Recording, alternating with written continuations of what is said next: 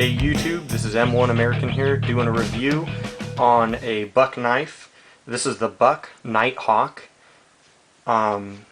This is an older knife of mine, but you can still find them out there. This is a good general use knife. I wouldn't call it a rescue knife. I don't know if I'd call it a survival knife, but maybe for not so serious conditions it could do some of the POUs of a survival knife.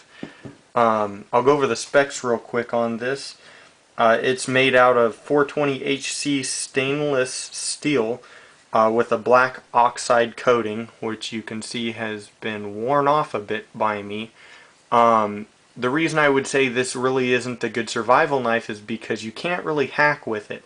Being that it's half serrated blade, you only have this top portion with not a lot of weight. However, this is a really thick blade. This is actually thicker than the Cold Steel SRK.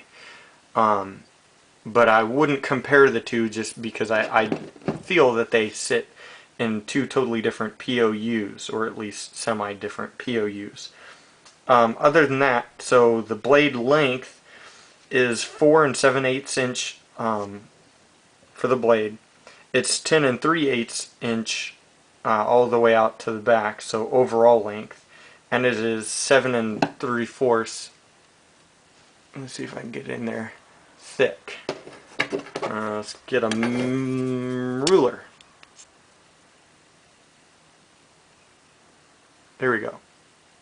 Almost a 1/4 inch thick. That's a heck of a thick blade. Has a clip point. No lanyard hole, which I wish they would have done. I wouldn't say this is a terrific knife, but it's decent. This knife costs roughly $50, depending where you go. I think I got this one from Walmart, and all the Walmarts I've checked lately have not been carrying it, but you can still buy it offline.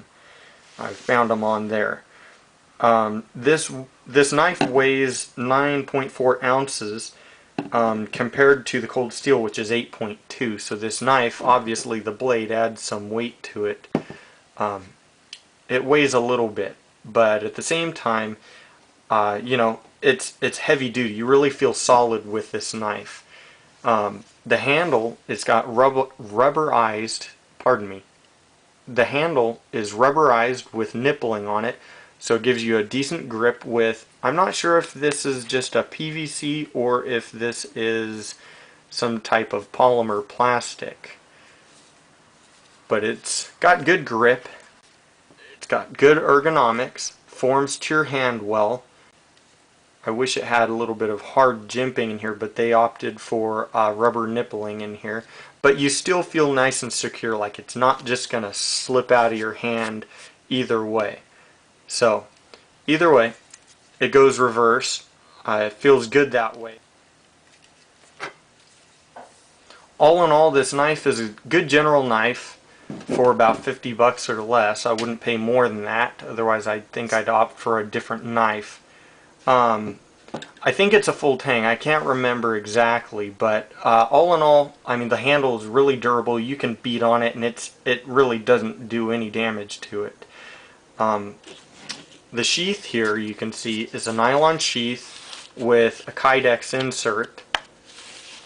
It's got a fixed belt loop, so you can't undo it to open it. You have to take your belt off or apply it at the time.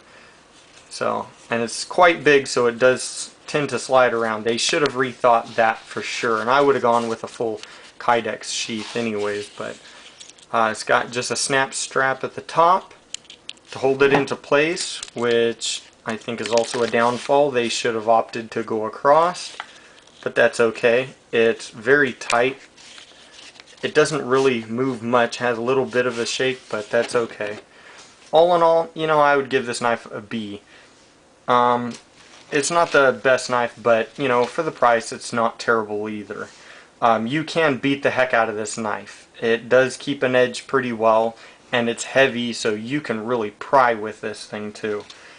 I think I've gone over most of my specs, so I'm just going to end it there for now, you guys. If you have any questions or comments, please leave them down below. Other than that, please subscribe off to the side.